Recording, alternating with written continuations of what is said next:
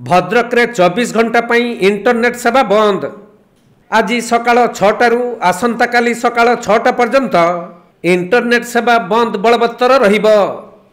Bhadrak block और पौरांचल, तिहिडी block अंचल, Dhamnagar block एवं एनएसी अंचल रे इंटरनेट सेवा बंद रही।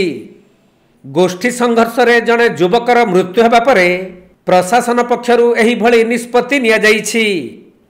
संभाव्य आईन श्रृंखला परिस्थिति को मुकाबिला पाई 25 प्लाटून पुलिस फोर्स मुतयन करा जाइथबा बेले 12 जन को गिरफ्त करा जाइछि।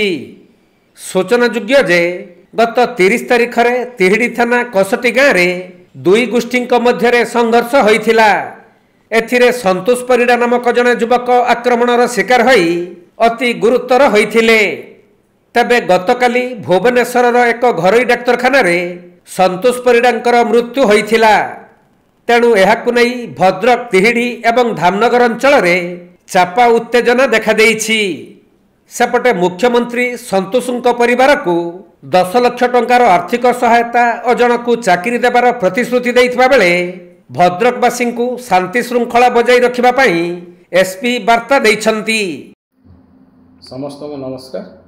गत 30/5/25 तिहिडी थाना रुजु होइथिबा मकदमा नंबर 197/25 रे पुलिस विभिन्न स्थान चढ़ऊ कर राज्य भितर एवं राज्य बाहर 12 जन मुदाला एवं मुख्य अभियुक्त को गिरफ्त कर सक्षम होइछि एवं अन्य समस्त मुदाला मान को आम गिरफ्त करने समस्त प्रचेषा जारी रखीचु।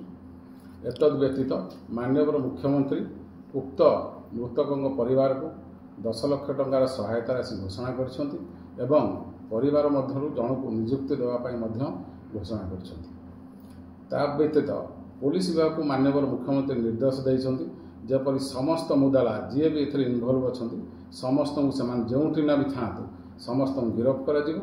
एही परिप्रेक्षी रे मो समस्त भद्रकवासी अनुरोध करुछि सेमाने शांति श्रृंखला बजाय रखिया सहित पुलिस एवं प्रशासन को सहायता करନ୍ତୁ।